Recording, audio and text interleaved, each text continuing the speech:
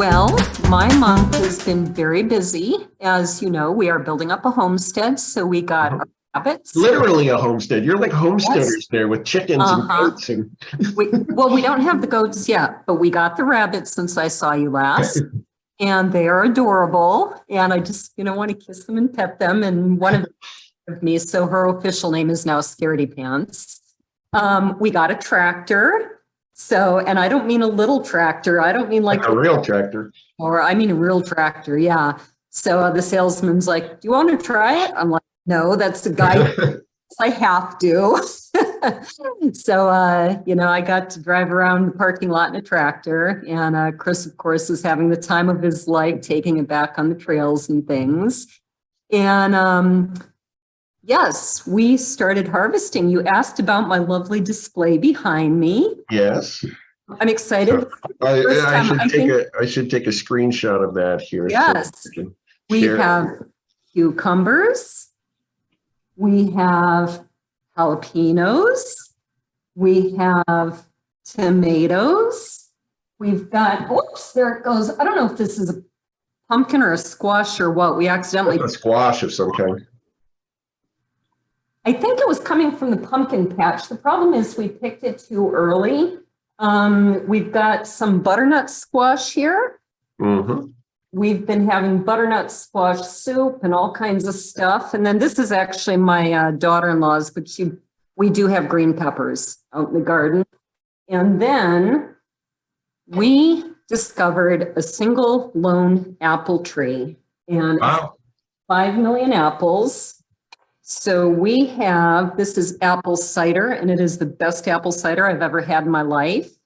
This is going to be apple vodka in about 3 weeks. Nice. So did you press the apples yourselves? For the vodka, you just chop them up and toss them in there. But yeah, we bought an apple cider press. Wow. And we discovered we probably should have had about 10 times as many apples in there because that's all we got was the 1 jar of apple cider. No, you need a lot of apples to make cider. I know. I said, I can see why nobody was obese 100 years ago. You had to work way too hard for your food. Mm-hmm. Took us like 2 hours to get this one little jar of apple cider. So that's all very exciting.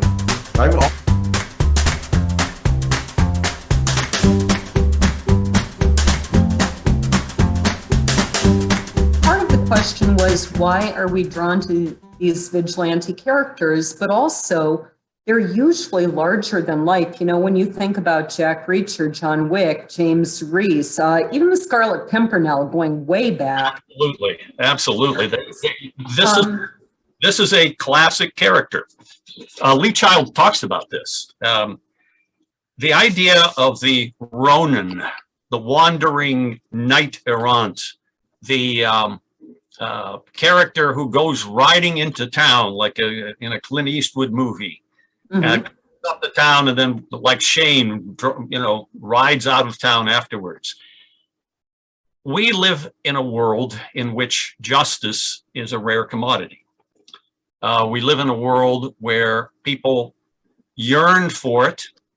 They are upset that they don't get it, and the fantasy character, the Zorro, the Batman, the John Wick, the person who comes into this disorder, into this moral chaos with standards, and he sets things right because he has character, he has standards, and he also has those special set of skills like the Taken movies with Liam Neeson.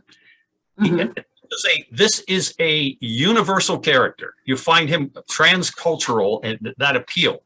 He never goes away.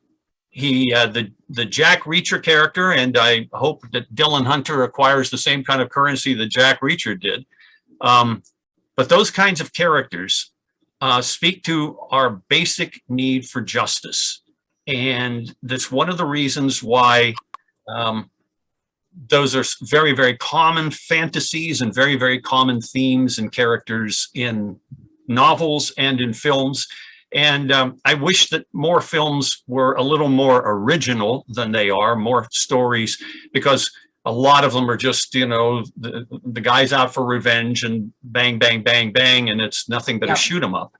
And the John Wick movies is an example. And you can do so much more with them. And I try to do a whole lot more with my stories. And I believe you have quite a background an interest in the theme of justice, going back to your childhood in philosophy and psychology.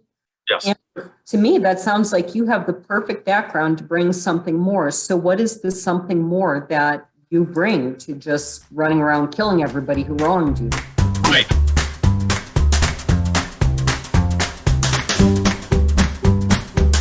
Because You just want to get to your drinking, don't cheat.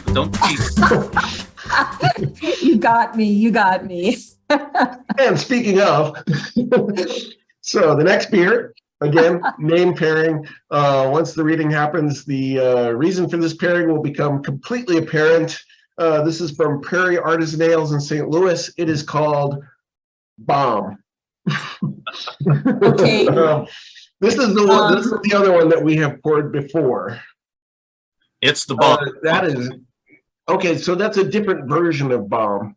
You've got The only difference, I was told, and you are right, Robert, I do want to get to drinking this. I was told it is absolutely identical to Bomb, but it has nutmeg for Christmas. Yeah, that makes sense. Okay. Yeah. So Bomb, minus the nutmeg, is a 13% imperial stout aged on coffee, cocoa and vanilla beans, cocoa nibs and vanilla beans, and chili peppers. Wow. So it's a beer with a lot of stuff going on, and it's also very high alcohol. And Laura, this is your beer if there's going to be a beer. I just looked at it because I have figured out that if the deer is bark, okay, I've had too much. If the beer is dark, and you notice it matches my fingernail polish, It right? does. That's beautiful. Even with the foam and the stripe across your fingernails. It's, right, exactly. I need to get a picture of that. Yeah, well, there it is. Chris requested autumn colors for my fingernail polish, so I got autumn colors. You got your picture? I did. Excellent. Yeah, I looked at it come out and I went, it's dark beer. I bet I'm gonna get it. So, let me get my other one. Cheers. That is great choreography of the ultimate AIDS here. I love that.